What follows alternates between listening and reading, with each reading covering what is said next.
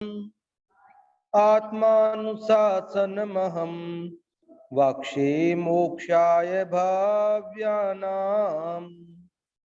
जो लक्ष्मी के निलय रूप उन अविनाशी प्रभु को उर्धार, ग्रंथ रचूं आत्मानुशासन, भव्य जनों को है स्वीकार, भव्य जनों को है स्वीकार।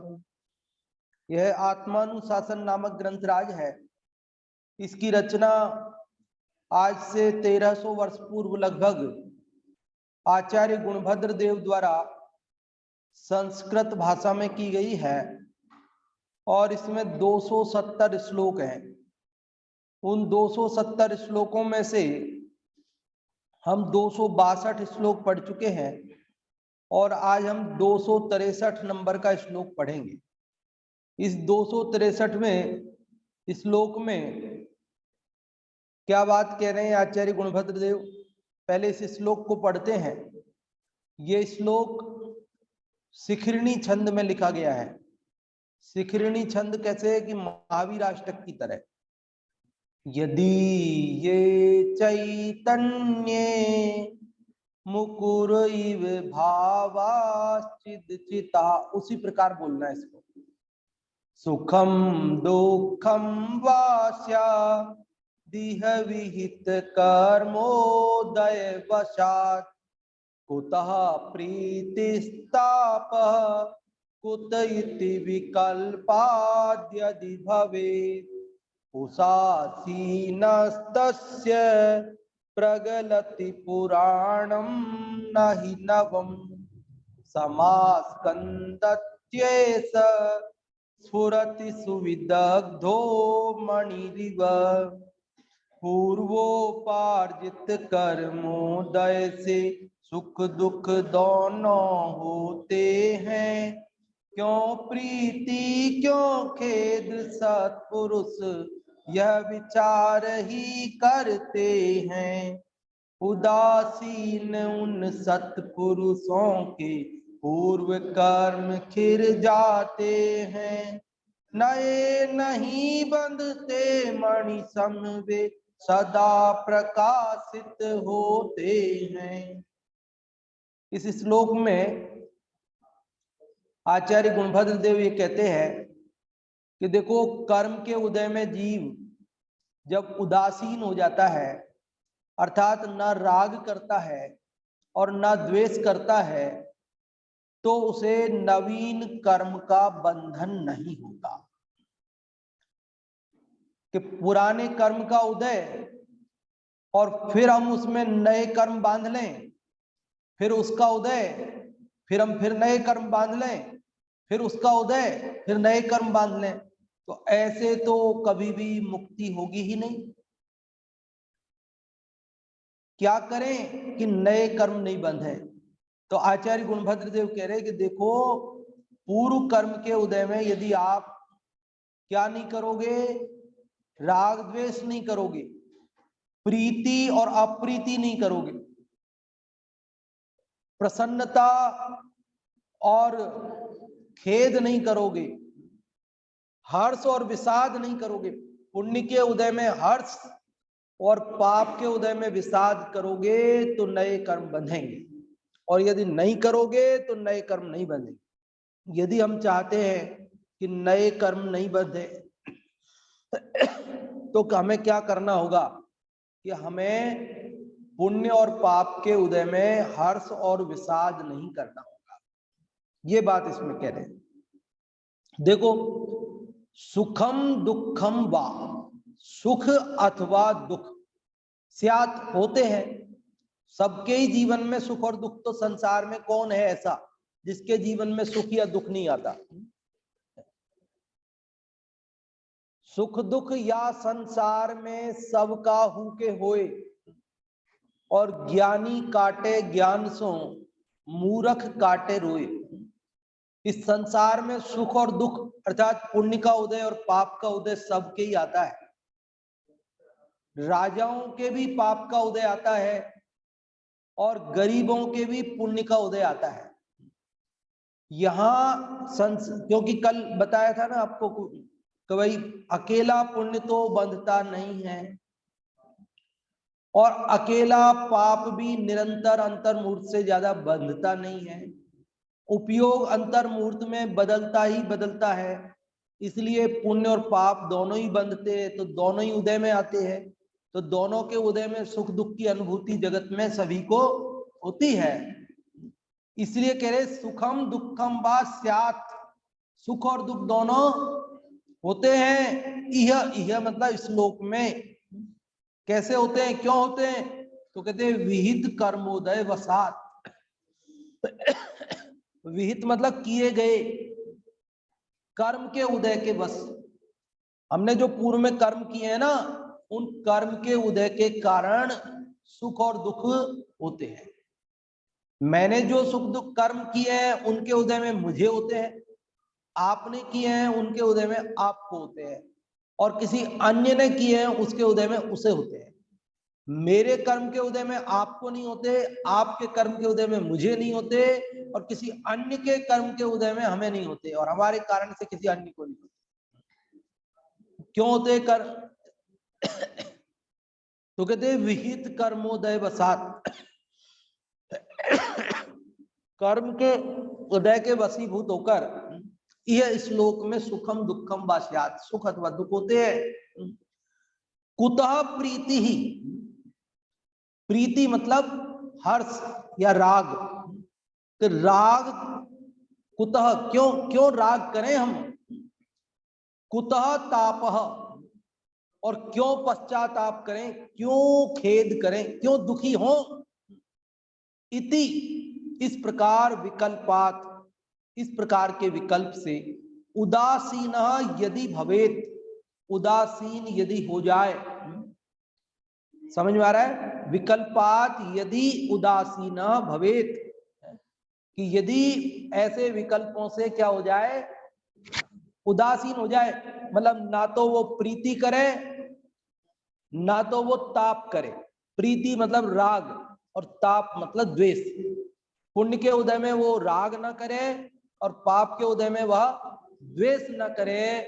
तस्य प्रगलति पुराणम, तस्य मतलब उसके, प्रगलति मतलब गल जाते हैं, नष्ट हो जाते हैं। क्या नष्ट हो जाते हैं, पुराणम पुराने, जो पुराने कर्म है ना वो उसके नष्ट हो जाते। किसके नष्ट हो जाते पुराने,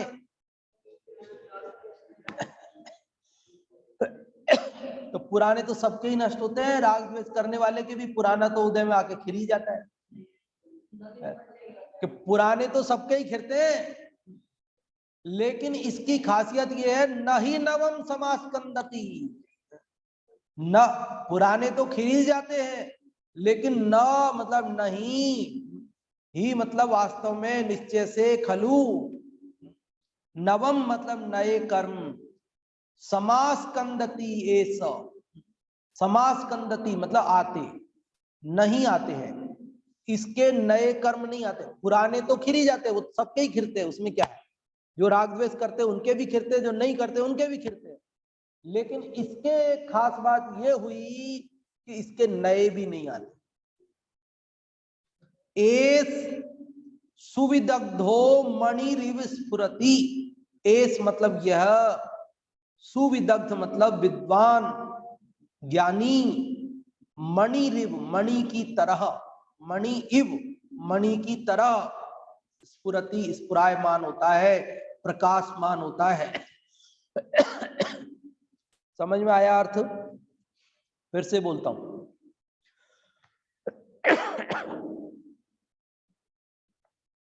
इस श्लोक में पूर्व कर्म के, जो मैंने कर्म किए उनके उदय से सुख अथवा दुख होते हैं,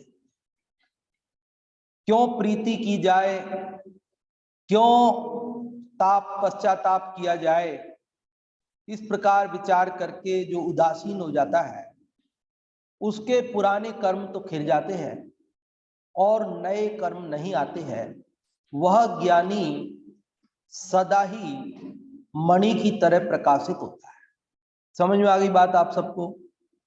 अभी हिंदी वाला पढ़े तो आपको आनंद आएगा, अर्थ समझ में आ जाएगा अब तो पढ़ते ही से।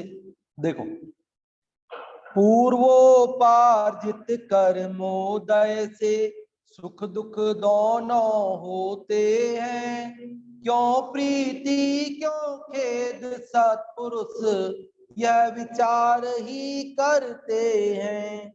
उदासीन उन सत्पुरुषों के पूर्व कर्म खिर जाते हैं, नए नहीं बंधते मणि सम वे सदा प्रकाशित होते हैं। कि पूर्व कर्म के उदय में जो सुख और दुख करता है, हर्ष और विषाद करता है, सुख दुख होते हैं उनमें हर्ष विषाद करता है, तो उसे नए कर्म बनते हैं, और जो नहीं करता है उसको, अरे सीधा सा सिस्टम है, लोक का सिस्टम है कि जिसे लोग परेशान करते हैं और वो परेशान होता है, उसे सब लोग परेशान करते हैं, और जिसको परेशान करने पर भी वो परेशान नहीं होता है, तो उसे कोई परेशान नहीं करता है। समझ में आई बात? जिसको चिढ़ाते हैं ना बच्चे, वो चिढ़ता है तो और चिढ़ाते हैं, और यदि वो चिढ़ना बंद कर दे तो क्या होगा? तो फिर चिढ़ाना भी बंद कर दे, क्योंकि चिढ़ाने वाले को भी मजा तब तक ही आता है जब तक तुम चिढ़ते हो। जब तुम चिढ़ना बंद कर देते हो तो चिढ़ाने वाला कोई फालतू थोड़ी बैठा है कि उसको मजा नहीं आएगा, तो वो भी चिढ़ाना बंद करेगा। तो एक कर्म भी हमें चिढ़ाता है, ये समझ लो आप। भाई चिढ़ाने में क्या करते हैं, आप मैंने उसके पास कोई चीज रख दी, आपने उसके पास कोई चीज थी उसे उठा के दूसरी तरफ रख दी, आपने जो है उसकी तरफ ऐसे उंगली दिखा दी, आपने उसकी तरफ मुंह बना दिया, अब आप परेशान हो रहे हो, तो वो और कर रहा है।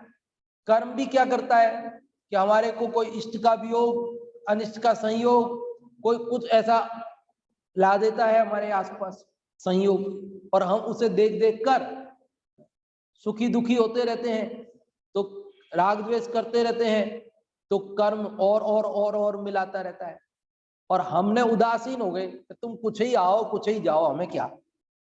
तो क्या होता है फिर कि फिर कर्म चला जाता है खाली करके घर, फिर वही इसको परेशान करना बेकार है, परेशान होता ही नहीं है। जो परेशान नहीं होता उसे परेशान करने से क्या फायदा।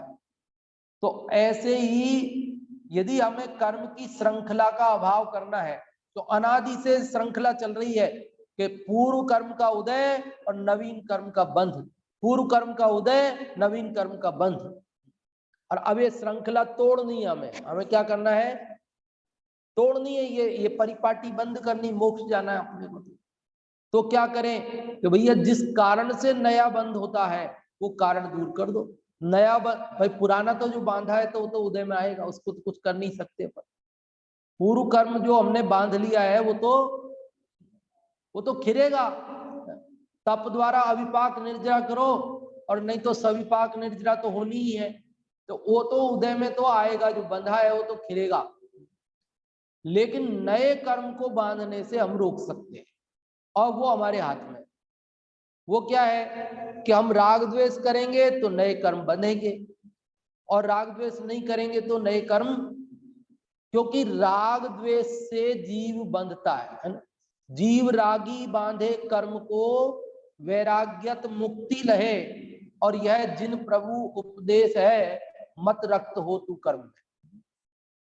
क्या क्या आचार्य कुंकुन देव ने इस गाथा के अंदर पद्यानुवाद बोला मैंने आपको कि रत्तो बंधती है, रागी जीव बंधता है और वैरागी जो है नहीं बनता है। उसमें बड़ा प्यारा उदाहरण भी दिया है उन्होंने, टीकाकार ने, कि दो पहलवान एक अखाड़े में कुश्ती लड़ते हैं, व्यायाम करते हैं, एक तो तेल की मालिश करके आया है और एक बिना तेल की मालिश किया आता है। तो बोलो अखाड़े में जो धूल है, मिट्टी है, वो किसके चिपकेगी और किसके नहीं चिपकेगी? तो जो तेल की मालिश करके आया है उसके तो मिट्टी चिपकेगी, और जो तेल की मालिश किए बिना आया है उसके नहीं चिपकेगी। तो ये तेल की मालिश चिकनाई है ना, चिकनाई, ये राग है, ये भी चिकनाई है, ये राग द्वेष ये चिकनाई है। और इससे क्या होता है कि कर्म का बंधन होता है। कर्म रज है ना, कर्म धूल है, कर्म रज है, उद्गल है ना, वर्गना है, कारमण वर्गना, तो ये भी धूल है। जब आत्मा में ये राग द्वेष की चिकनाई होती है तो ये धूल चिपक जाती है। और जब हम ये राग द्वेष की चिकनाई बिना ही उदासीन भाव से रहते हैं तो फिर एक कर्म की रज चिपकती नहीं। समझ में आ रही बात? इसलिए यदि हमें ये चाहिए कि नए कर्म नहीं बंधे, केवल पुराने छूट जाए और नए नहीं बंधे, तो उसका उपाय क्या है, उसका तरीका क्या है? कि जिन्हें बंधन ना करना हो वे राग ना करें। क्या? जिन्हें बंधन ना करना हो वे राग ना करें। राग और द्वेष, राग में द्वेष भी गर्भित है सब।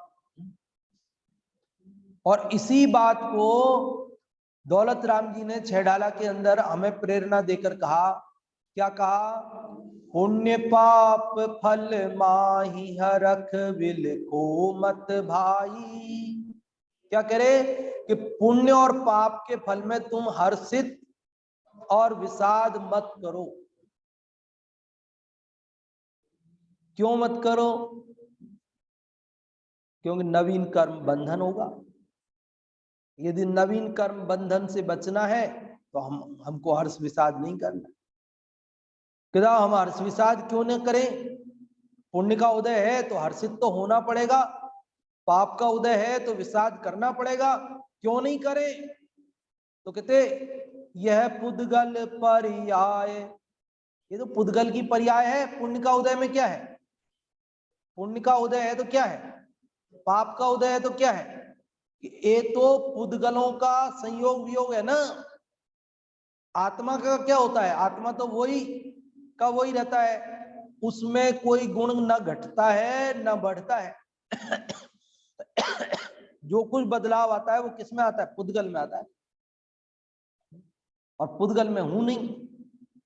इसलिए पुण्य पाप फल माही हरख बिल को मत भाई, यह पुद्गल पर्याय उपजी विन से थिर नहीं।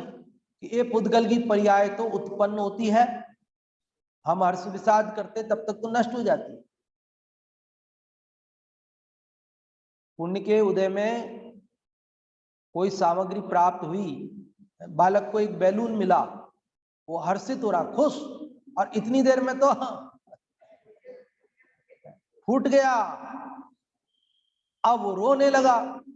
इतनी देर में तो नया गुब्बारा दिला दिया उसको। अब क्या हुआ? वापस खुश, और वो खुश हो रहा था कि फिर वापस। बोलो, ऐसा ही तो है जगत का स्वरूप, कि हमारे पुण्य का उदय और पाप का उदय ऐसा ही तो चलता है जगत में। अब बोलो, बार बार हर्षित होना और बार बार विषाद करना, यही करना हो जब तो नए कर्म बांधते रहेंगे हम, और नहीं तो जो हो रहा है उसे देखे जाओ, क्योंकि पूर्व में हम नहीं बांधा, हमारा ही किया हो रहा है। पाप का उदय आया है तो वो भी हमारा किया हुआ है, किसी और दूसरे ने किया, वो तो हमको भोगना नहीं पड़ता है, वो तो जिसने किया उसी को भोगना पड़ता है। और यदि हमारे पुण्य का उदय भी आया है तो वो भी मैं नहीं किया था, लेकिन अभी यदि मैं उसमें हर्ष विषाद करूंगा तो नवीन कर्म बंधेगा। इसलिए मुझे क्या करना है? पुण्य पाप फल माही अरक विल को मत भाई, यह पुद्गल पर्याय उपज विल से थिर नाही। लाख बात की बात यह निश्चय उरलाओ। लाख बात की बात यह है भैया कि एक निर्णय कर लो कि हमें हर्ष विषाद नहीं करना है, तभी तोरी सकल जग दंड फंद निज आत्म ध्याओ। कि ये समस्त जगत के द्वंद्व फंद है ना, ये राग और द्वेष, इन सबको, दंड मतलब द्वंद्व है ना, द्वंद्व दो, राग और द्वेष ये दो है, ये द्वंद्व है ये, और ये द्वंद्व का फंदा है ये राग और द्वेष, इन दो द्वंद्व है ना, द्वंद्व मतलब दो, दो का जोड़ा, इससे क्या हो रहा है, फंदा, गले में फंदा पड़ा है फांसी का, बार बार मरण, बार बार जन्म, बार बार मरण, बार बार जन्म, ऐसा जन्म मरण का ये फांसी का फंदा पड़ा है राग द्वेष का। ये कह रहे दंड फंद तोड़ो, तोड़ो ये राग द्वेष के फंदे को, और निज आत्म ध्याओ, अपने आत्मा का ध्यान करो। तो एक कर्म आएगा चला जाएगा, हम अपने रेनकोट में बंद हो जाएं तो बाहर बारिश आए और चली जाए, हम गीले नहीं होंगे। हम छतरी तान लें तो बारिश आएगी और चली जाएगी, हम गीले नहीं होंगे। हम एसी के अंदर बैठ जाते हैं, बाहर गर्मी आती है और चली जाती है, हमें कोई फर्क नहीं पड़ता। समझ गए ना बात को? तो ऐसे ही मुनिराज, ज्ञानी, धर्मात्मा जीव, वे पुण्य और पाप के उदय आते हैं और चले जाते हैं, वे तो अंदर चले जाते हैं, तो उन्हें पता ही नहीं चलता। जैसे आप क्या करते हो कि रात को ठंड आती है, आप रजाई में घुस जाते हो, तो आपको ठंड का पता ही नहीं चलता है। ठंड का पता तो उनको चलता है जिन्हें बिना रजाई के फुटपाथ पे रात बितानी पड़ती है? जानवरों को पता चलता है ठंड का, और हमें ठंड का पता कैसे चलेगा? जब हमें तो ठंड है ना जहां होती है वो उससे दूर हट जाते हैं हम तो ऐसे मुनिराज, ये संयोग जो पाप और पुण्य के उदय से बाहर में मिलते हैं, वो तो बाहर से उपयोग हटा करके अपने स्वरूप में गुप्त हो जाते हैं, अंदर चले जाते हैं। तो बाहर में पुण्य पाप आते हैं और चले जाते हैं, उनको कुछ मिलता ही नहीं, आदर ही नहीं मिलता, उनको कोई देखता ही नहीं उनकी तरफ। तो देखता ही नहीं तो कौन दिखाएगा बताओ? जब कोई देखे नहीं तो दिखाने वाले को भी आनंद नहीं आता। तो ये श्लोक समझ में आ रहा है आपको? अर्थ पढ़ें इसका। सुख या दुख पूर्वोपार्जित कर्म के उदय से होते हैं, अतः यदि कदाचित सुख में प्रीति और दुख में आताप माने तो नए कर्म अवश्य बंधेंगे। परंतु जो महापुरुष हर्ष विषाद नहीं करते, अर्थात किससे प्रीति करें और किससे आताप माने, ऐसा विचार कर अत्यंत उदासीन रहते हैं, उनके पुराने कर्म खिर जाते हैं और नए कर्म नहीं बंधते। वे विवेकी महामणि के समान सदैव प्रकाश रूप ही रहते हैं। वे विवेकी महामणि के समान सदैव प्रकाश रूप रहते हैं। देखो उनको क्या होता है, तो उनको फिर केवल ज्ञान हो जाता है, क्योंकि जो राग द्वेष नहीं करते हैं ना, इसका मतलब वे धर्म ध्यान और शुक्ल ध्यान करते हैं। क्योंकि उपयोग बाहर रहेगा तो राग द्वेष होंगे, वो तो होंगे, तो वे तो अंदर चले जाते, बाहर उपयोग रखते नहीं है। तो बाहर से जो अंदर चले गए शुक्ल ध्यान में, धर्म ध्यान में, तो उससे क्या होता है कि कर्मों की निर्जरा हो जाती है, नए कर्म बनते नहीं है, और सारे कर्मों की निर्जरा होने पर केवल ज्ञान होता है। तो ये तो सदा के लिए केवल ज्ञान सूर्य से प्रकाशित होते हैं।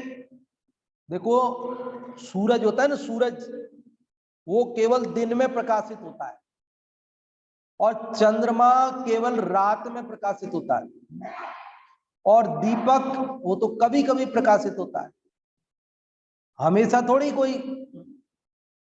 लेकिन ये मणि होती है ना, मणि, रत्न होते हैं, रत्न, उनका प्रकाश कब होता है, रात में कि दिन में? उनमें तेल बत्ती दिया सलाई कुछ चाहिए? कुछ नहीं चाहिए, उनका प्रकाश सदा रहता है। तो ऐसे ही ऐसे जीवों का प्रकाशमान पना कब तक रहता है, कैसे रहता है? तो कहते मणि, मणि की तरह, मणि जो रत्न है, उन रत्नों का प्रकाश जैसे सदा रहता है, ऐसे वे ज्ञानी सदा प्रकाशमान रहते हैं। सदा ज्ञान सूर्य जगमगाता है उनका, सदा ही ज्ञान से ज्योतित रहते हैं, प्रकाशित रहते हैं। लेकिन कब, ऐसा कब संभव है कि जब वे संयोगों में, पुण्य पाप का उदय मतलब संयोग, संयोगों में राग द्वेष नहीं करें, सुखी दुखी ना हो। आप कह सकते हैं पंडित जी ये कैसे संभव है? अगर पुण्य पाप का उदय आएगा, अनुकूल संयोग मिलेंगे, प्रतिकूल संयोग मिलेंगे, तो हर्ष विषाद तो होगा ही, खुशी और दुख तो होगा ही। बोलो जरूरी है क्या होना? अरे लोक में भी आप और हम भी सदा ही ऐसा नहीं करते, कभी कभी और कोई कोई तो ऐसा हर्ष विषाद नहीं भी करते, राग द्वेष नहीं भी करते। कुछ स्थूल उदाहरण से बात करते हैं, कुछ स्थूल बात, जैसे आपके हाथ में कोई नया नोट आता है तो आप उससे राग करते हो, संभाल के रख देते हो, इसको खर्च नहीं करते। पुराना आए तो दो, इसको जल्दी से खत्म करो। पहले देना पड़े तो कौन सा दोगे, नया भी है पुराना भी है। और दुकानदार के पास गल्ले में दिन भर नए भी आते रहते, पुराने भी आते रहते, अब वो ऐसे छांट छांट के देता है, देना हो तो कि पुराने पुराने दे दो, नए नए रख लो, ऐसे करता है दुकानदार। दुकानदार तो जो आया वो, अरे क्या है, उस नया हो पुराना हो, 100 का नोट 100 में ही है, नए नोट के 101 रुपए नहीं मिलने हैं और पुराने नोट के 99 रुपए नहीं मिलने हैं, वही 100 रुपए की वैल्यू है, पुराना हो के नया हो। तो वो तो जो उसके हाथ में आता है वही पकड़ाता है, भले पुराने पड़े रह जाए और नए चले जाए, तो क्या फर्क पड़ता है उससे? तो नए पुराने नोट में हम तो क्या कर रहे हैं, राग द्वेष। और वो दुकानदार जिसके दिन रात नोटों को आने जाने का काम करना पड़ता है, उसको तो उसमें राग द्वेष होता ही नहीं, हो गए नए हो पुराने हो के। कोई पुराना नोट देवे तो भाई फटा नहीं होना चाहिए, वैल्यू कम नहीं होनी चाहिए, और क्या। और नया देवे तो कोई फर्क नहीं पड़ता। बोलो ग्राहक कहे मैं नया नोट देता हूं आपको, 2 रुपए रेट कम करो जरा। दुकानदार से कहे मैं आपको नए नोट एकदम कड़क नंबरिंग वाली जो बैंक से अभी रिजर्व बैंक से छपी हुई गड्डी आई है वो दूंगा, आप मेरे को 2 रुपए रेट कम करो आप सामान में। तो बोलो दुकानदार क्या कहेगा? बोले आप तो पुराना दे दो हमें, हम 2 रुपए कम नहीं करेंगे। तो राग द्वेष किया क्या उस नए पुराने नोट में? नहीं किया ना।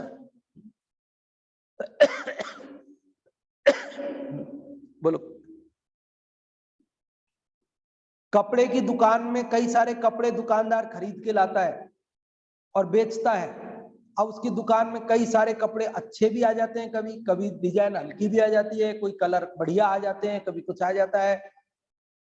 फिर वो क्या करता है बेचते समय, कोई अगर बढ़िया वाला पसंद करे तो देता है कि नहीं देता है, और हल्का वाला पसंद करे तो वो कहता है कि अरे नहीं नहीं तुम ये बढ़िया वाला मत ले जाओ, अभी अभी तो ये हल्का वाला ले जाओ, बढ़िया वाला मैं बाद में किसी को दूंगा।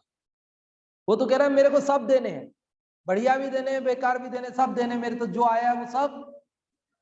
उसमें राग द्वेष नहीं करता। बात पकड़ में आई कि नहीं आई? थोड़ी बहुत।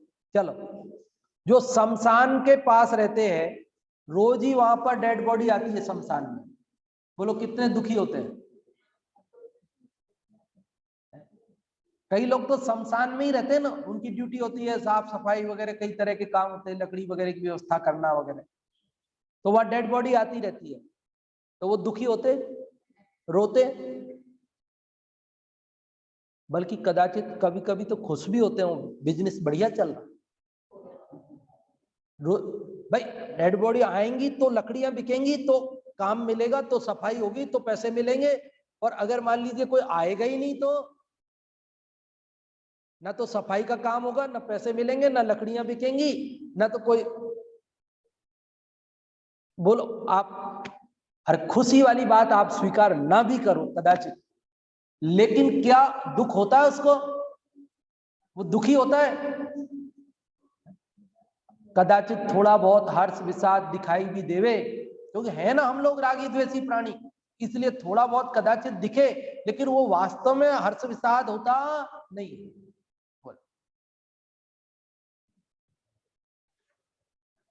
डॉक्टर के पास में मरीज रोता हुआ जाता है और मरीज कहता है डॉक्टर साहब जल्दी देख लो, तो वो कहते हैं अभी रुको हम खाना खा के आते हैं, लंच करके फिर देखेंगे। डॉक्टर साहब मैं बहुत परेशान हूं, बहुत दर्द हो रहा है, आप पहले मेरे को देख लो। तो बोलो क्या बोलेंगे? अरे भैया यहाँ सब दर्द वाले ही आते हैं यहाँ स्वस्थ आदमी कोई आता ही नहीं है, यहाँ सब रोते हुए ही आते हैं। अब हम क्या खाना नहीं खाएं क्या? हम तो सुबह से लेकर के रात तक सोते नहीं जब तक, और सोने भी कौन देता है हमको? हमें तो लगातार ऐसे ही लोग आते हैं, कोई हंसते हंसते तो हमारे पास आता ही नहीं है, जो आते रोते रोते ही आते हैं। अब हम अपना अपना काम भी तो, हमारी भी कोई लाइफ है, हम वो काम करें कि नहीं करें बताओ?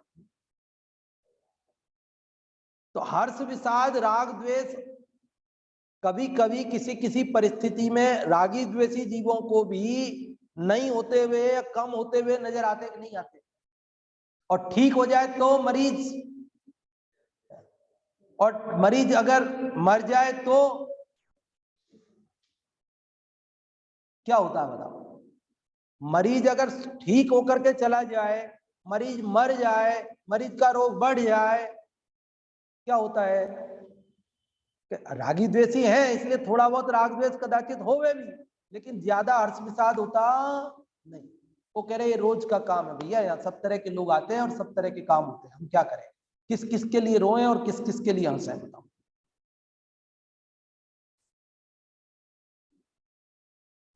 वहां किसी के बच्चे का, लड़के का जन्म होता है, किसी के लड़की का जन्म होता है, एक में प्रसन्न और एक में विषाद करते हैं क्या?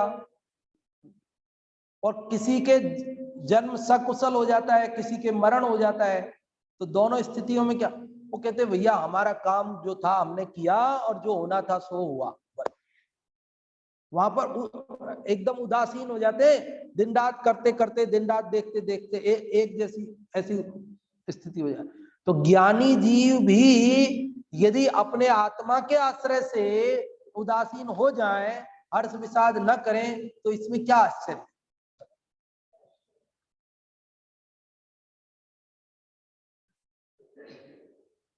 मेडिकल स्टोर पर मरीज का तीमारदार, उसका साथी, उसका जो सेवा करने वाला परिवारीजन है, वो जाता है और वो कहता है कि आप ये दवाई दे दो। वो कहता है 5,000 की दवाई हुई, 5,000 रुपये लाओ। और वो बोलता है मेरे पास अभी पैसे नहीं है, मैं बाद में दूंगा आपको, आप मेरे को दवाई दे दो। तो क्या बोलता है वो? बोले पहले पैसे दो फिर मैं दवाई दूंगा। अरे भाई साहब वो मरीज मर जाएगा, हमारा बहुत क्रिटिकल केस है, बहुत जल्दी दवाई की जरूरत है, पैसे अभी नहीं है, मैं लाके आपको दे दूंगा, आप दे दो। बोलो क्या बोलेगा वो? बोले यार रोज ऐसे ही तो लोग आते हैं मेरे पास में, मेरे पास में सारे ही लोग ऐसे ही आते हैं, और मैं यदि ऐसे सबको देने लगूं तो मेरी दुकान कैसे चलेगी? मैं अपने परिवार को क्या खिलाऊंगा और मैं क्या खाऊंगा? मेरे को तो भैया मुफ्त में दवाइयां आती नहीं है, मैं पैसे दे के लाता हूं और मुझे पैसे चुकाने पड़ते हैं। इसमें 2-5% का जो भी मेरा कमीशन होता है वो होता है।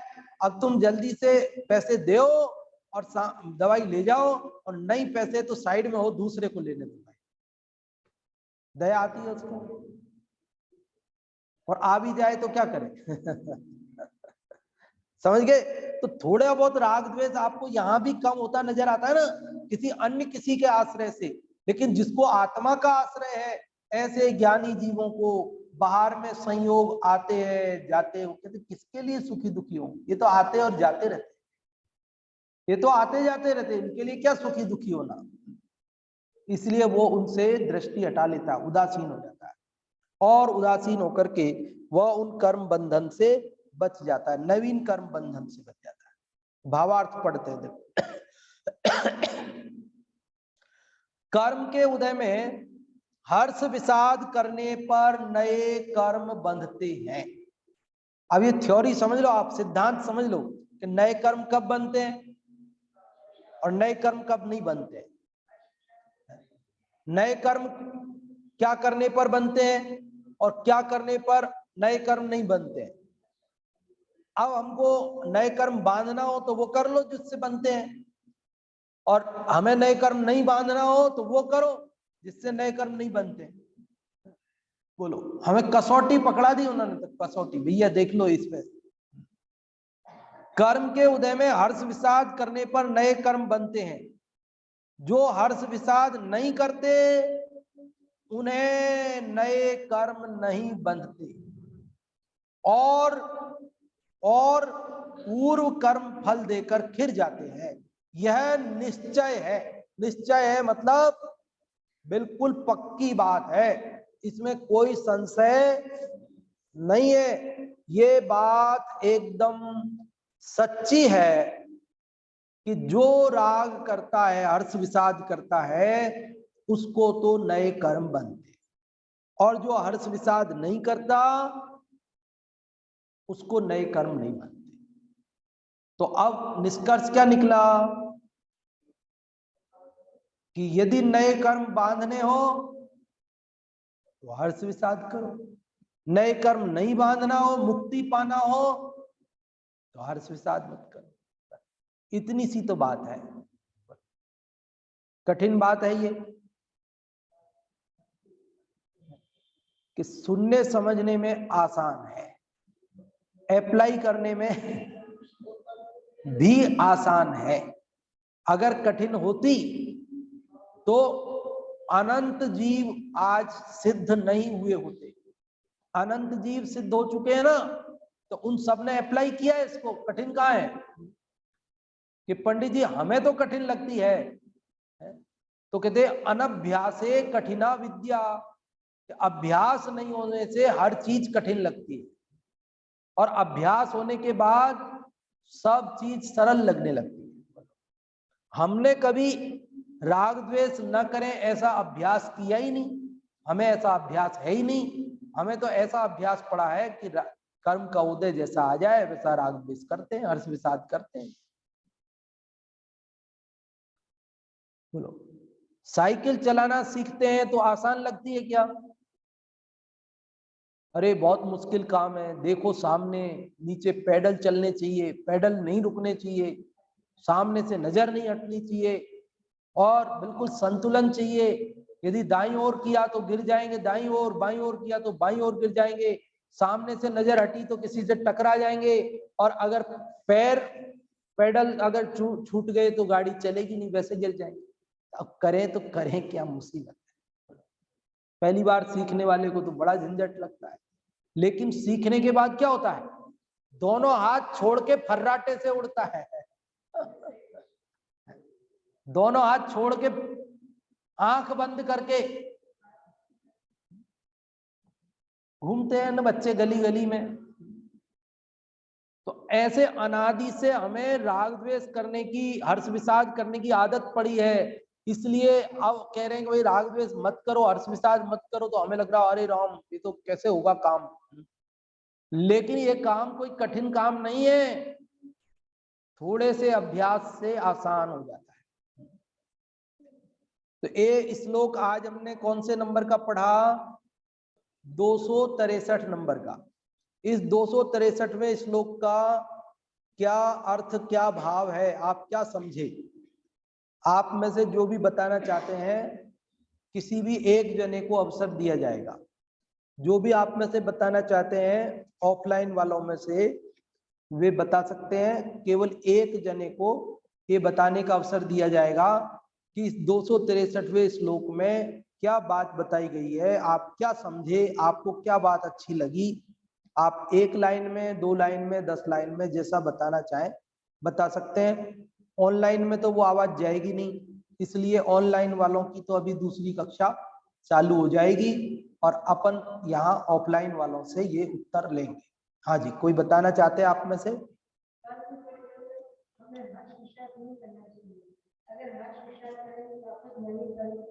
हाँ जी, बहुत अच्छा आपने बताया कि यदि हम पुराने कर्म के उदय में हर्ष विषाद करेंगे तो नए कर्म बनेंगे, और यदि हम हर्ष विषाद नहीं करेंगे तो हमारे पुराने कर्म तो खिल जाएंगे और नए नहीं बनेंगे। इसी के साथ आज की बात को विराम देते हैं और अगले श्लोक की चर्चा अपन कल करेंगे। अभी जिनवाणी स्तुति करेंगे।